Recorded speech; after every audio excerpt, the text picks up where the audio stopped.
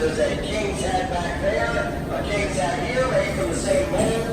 You can only tell a fiberglass crop by the type of base it is on. Fiberglass will be on a metal base, styrofoam, other materials on a wooden base. As far as how much do these crops weigh, I would say they're more awkward than they are heavy. Most of them are moved by a forklift, but one or two of our guys can put it into the right spot. Fiberglass is still hollow on the inside, so not necessarily as heavy as it looks.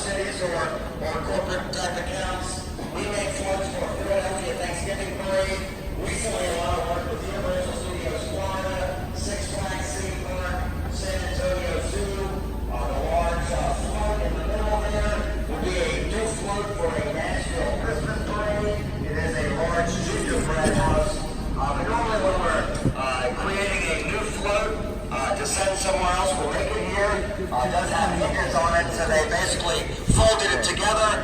We'll back it up into a trailer, load everything else, and then ship it up there and assemble it up there. As far as the floats here behind me, the ones with all the flowers on them, they are from last year's crew of Orpheus. So throughout this year, we're going to be stripping everything down, seeing what can be reused, repurposed, put a white primer coat of paint on it, and reuse that float bed year after year after year.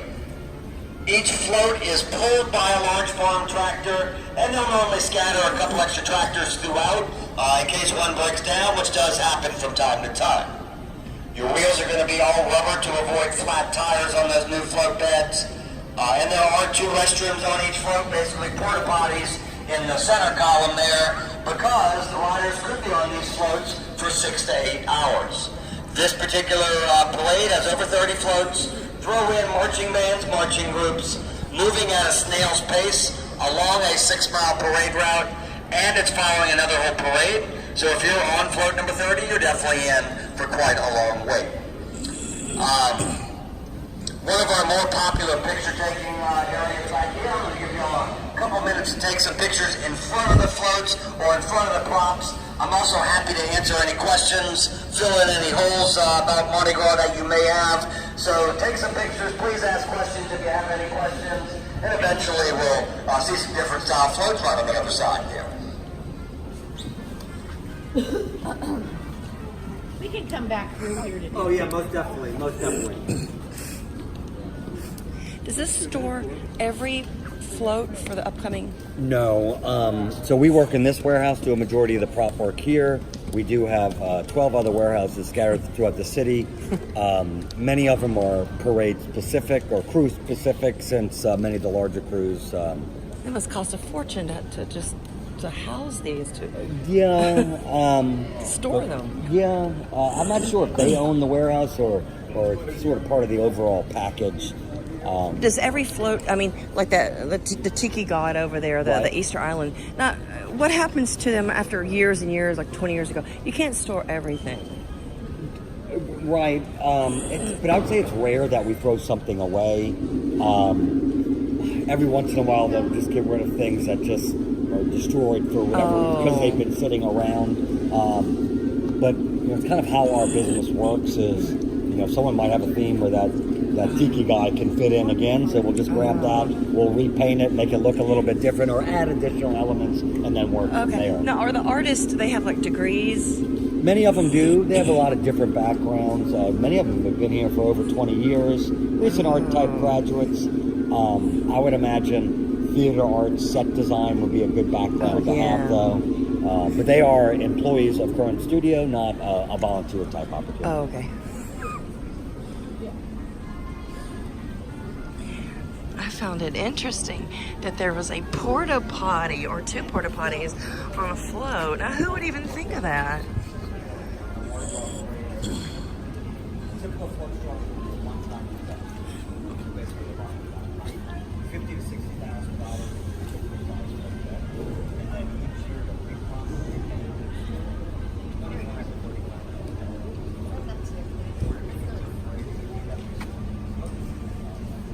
It looks like that one was patched up with a couple of staples. This is like so fascinating. I love the arts. I've been recently enrolled in some art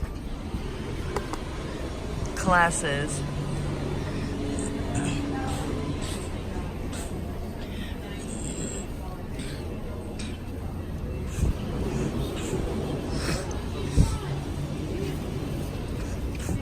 I have a very special interest in, which is caricatures and cartooning. And I'm supposed to have something very, very cool come out and be published on Tuesday.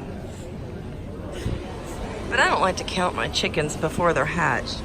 So I'm not going to release the information until it's actually, is published. And it does have to do with antinatalism and promoting it and making people aware of the movement, or, sometimes you have to take baby steps. And I actually addressed overpopulation first in this mission that I am doing. And I think everybody can relate to overpopulation and traffic and that sort of thing. And that is just, you know, some groundwork in order to lead to the promotion of antinatalism. You have to start somewhere, and the masses just will not embrace a philosophy like antinatalism because it's some people consider it extreme, when preventing harm is not extreme. Preventing harm is empathetic. Hey, I like that dog over there.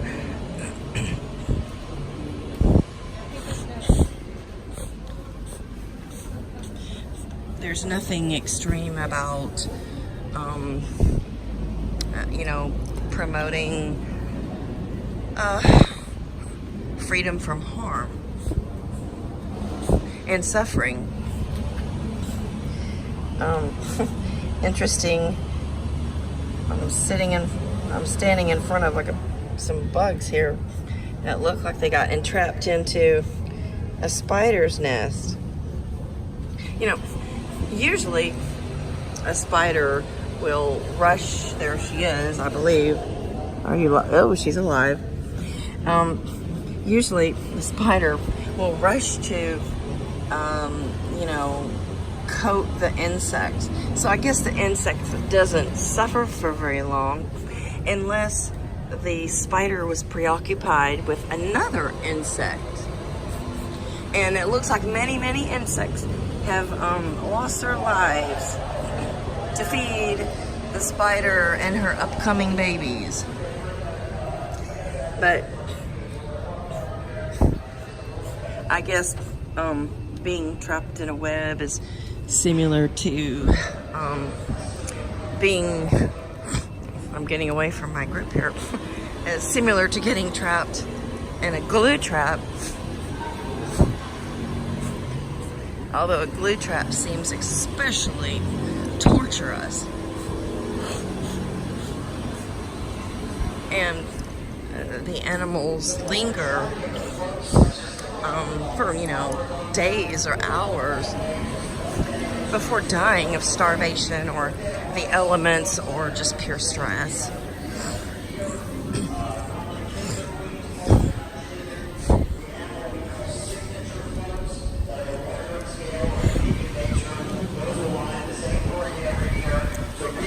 Associate the King Kong, Queen Kong float with the Kouroubakis, the large high heel shoe float with the Kouroubuses.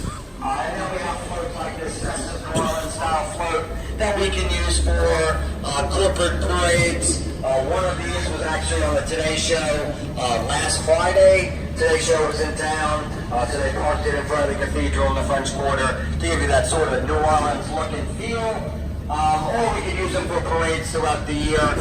We do love our parades here in New Orleans, and we'll have a parade for any major or minor holiday throughout the year. Our St. Patrick's Day parades are quite interesting. They'll throw beads and other items, but they'll also throw the ingredients for an Irish stew. So they're throwing heads of cabbage, some onions, carrots. It is quite exciting to catch a cabbage off a float, I will tell you that. Everyone loves coleslaw, right?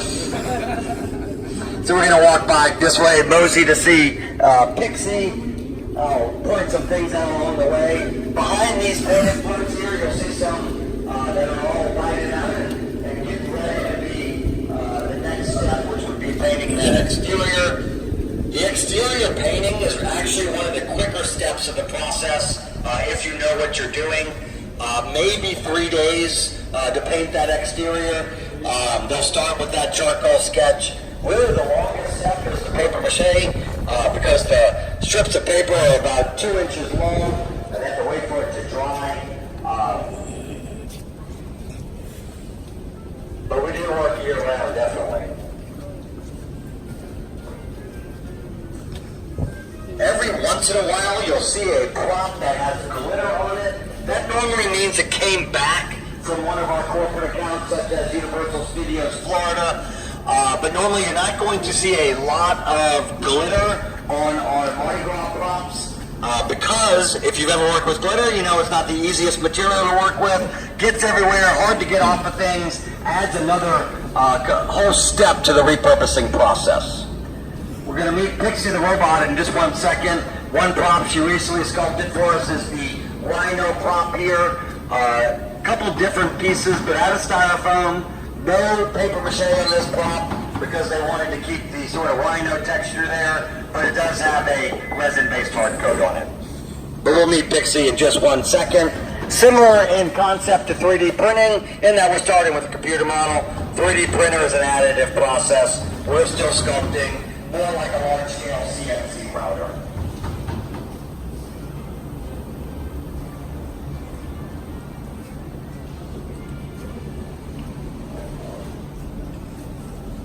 Oh, how nice. I love that. Anything ocean and sea related. That's beautiful. Area back here towards the north bay door. It's basically a holding area for props coming or going from the warehouse. And we'll normally do that just on the back of a small trailer, send it to whatever warehouse we're assembling the floats.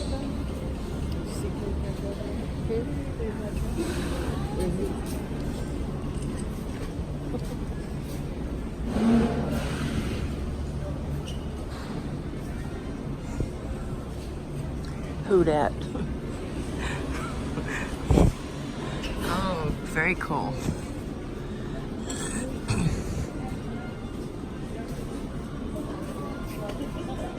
Oh, this place is ginormous.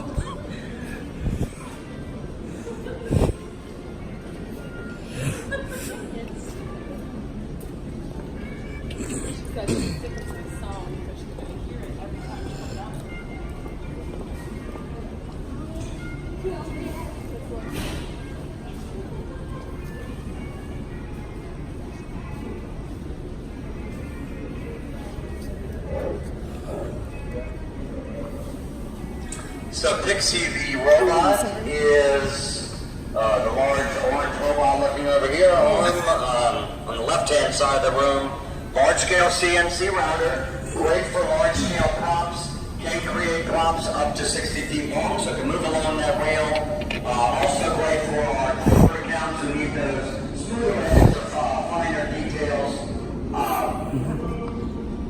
Pixie is a robot. Pixie did not sculpt the eat more chicken cow that is on the left-hand side of the room. Since that is done a fiberglass, we're doing fiberglass in a different facility. Then we'll normally finish it off here in this warehouse. Pixie the robot, named after Miss Pixie, who was Blaine Kern's secretary at one point. She actually worked her way up to vice president of the company. A big reason why we are the company we are today. She is the queen in that mural back there, with Blaine Kern being the king. Blaine Kern is in his early 90s. Still drops by, shares some stories with us. Definitely a unique New Orleans character.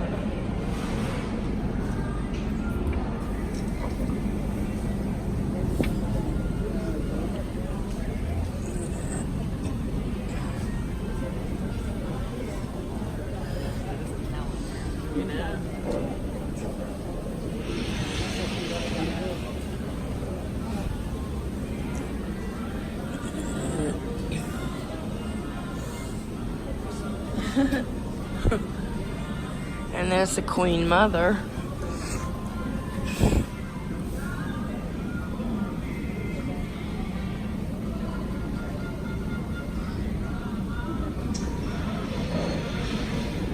We also have a couple mock-ups of signature floats up there. The duck floats are from the crew of Muses, like large bathtub duck float. That's a nice parade, makes a nice visual. Larger mock-up, that actual float is 60 feet long. So they did that in 3 units. Because a float that long would not be able to make turns, there is a maximum height of 19 feet. Since many of these are going down public streets, they have to avoid either low-hanging branches or power lines. So the city will go down before the season and with their tape measure and trim or lift any power lines that they need to lift. The 2 heads here are molds for fiberglass props. Originally created in 1984 for a World's Fair hosted here in New Orleans, but we can basically turn them to just about anyone at this point. Straight ahead to the right of the Super Bowl trophy is a Darth Maul prop that comes from the male version but I've seen a young Elton John, Batman, Joker, Green Lantern. So by adding additional elements and painting differently, we can turn them into just about anyone. Many of the crews are throwing a little New Orleans twist or political satire or a humorous twist to their theme. We have a Horton prop up here, but at the end of Horton's trunk there, that is the Louisiana Superdome. That's where the New Orleans Saints play. Name of that float was Horton Here's a Houdat. Houdat is our Saints chant. It's always a good idea to put Saints items on a float. People seem to love that. So basically it for me, but a couple of reminders for you. You are free to go back through the warehouse, take as many pictures as you like. Straight up to your left, there's some great photo opportunities up there. We actually have some costumes up there. If you'd like to try those on and take pictures, feel free to do so. If you're looking for the complimentary shuttle to the downtown area, they normally run in a loop and we'll be back every 15 or 20 minutes or so, depending on what the traffic looks like out there. But I am Lee. I am happy to answer any questions that you have about Mardi Gras or New Orleans in general. Have an awesome afternoon and enjoy the rest of your time here in New Orleans. Thank you all. Thank you. You're quite welcome. You're quite welcome. Ask questions if you have any questions. Does the robot sculpt most of them? It will no, I wouldn't say most. A lot of the things that I've been seeing recently are similar to that sort of gingerbread house back there. So large panels that they'll put directly on the side of the float, give it a little bit more depth to it. A lot for our corporate accounts as well. So is just somebody just really talented, like to create the design, the relief, and the... Oh yeah. Oh. Do they go for? Is there a pattern to work with to build up the sculpture? You like a sort of by pattern? Do you mean like a template or well, right? I mean, how do they get such perfection and practice? You know, how do you get to Carnegie Hall? I guess right. Yeah. You know, it's obviously they have some sort of art background. Maybe not in these exact materials. Is the robot slow? No, it's going to be a lot faster, especially on like these pieces back here. Those are like a hard coat, but I'm seeing a lot more stuff like that done by the robot, where we're only creating maybe 4 or 5 of them. They'll do cutouts out of styrofoam or plywood. Put a hard coat on them, put them directly on the side of the float. In the past we would just paint directly on that float.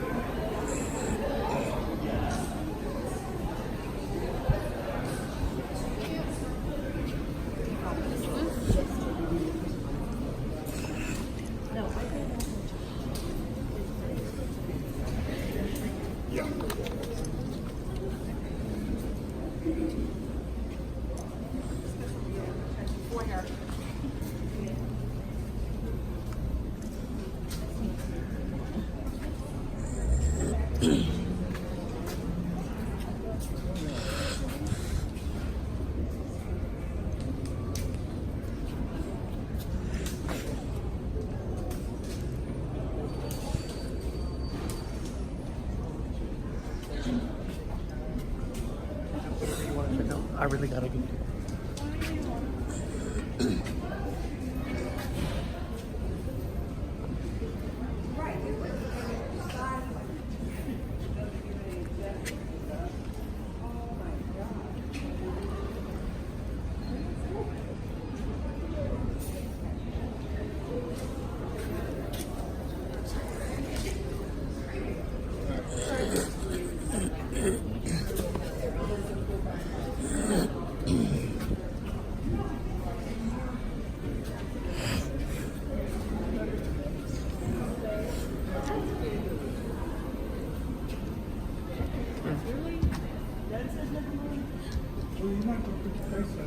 And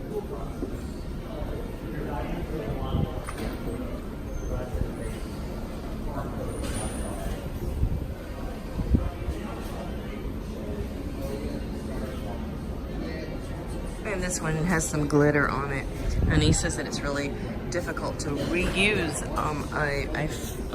a sculpture if it does have glitter. I mean, glitter's a little messy.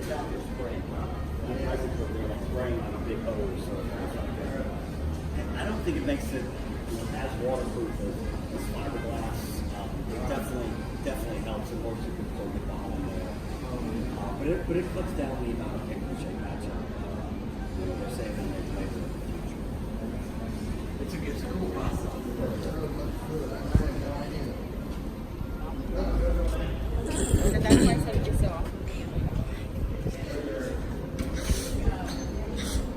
And there's Elvis Presley. And Dr. Seuss. I was really surprised at how many people dressed up as Dr. Seuss, the Cat in the Hat, at Halloween yesterday on Frenchman Street. And this is my hand. You can see how very large these sculptures are.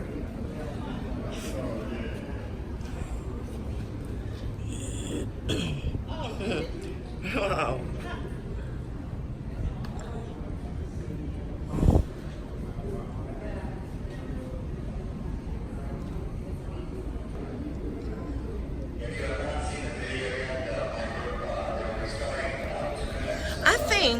I think the hair on King Kong is husks from coconut trees or banana trees. I'm gonna go ask him. At first I thought it was horsehair, but it doesn't lay like horsehair. It actually lays like the husks or the fiber from coconut. Oh, is the hair on King Kong, is that from coconut husks? It is. Yes! That's probably 40 something years. That was made in the early 70s. It did have a little age to it. Yeah. That's a signature item that would roll every year. People would get How many square feet are in? This building here is about 200,000 square feet. No air conditioning, no heat. Oh, no air conditioning? It gets a little steamy in the summertime. Oh, man. Yeah, it's a little bit. It's insufferable. Yeah, it's a little bit warm. Wow, but you don't really need heat here, I don't think. No, I mean, we'll survive. I mean, our winters are not. No. If you have not seen the video, they'll be starting. Oh, okay. Hi, where's the video? Straight to the right of the front.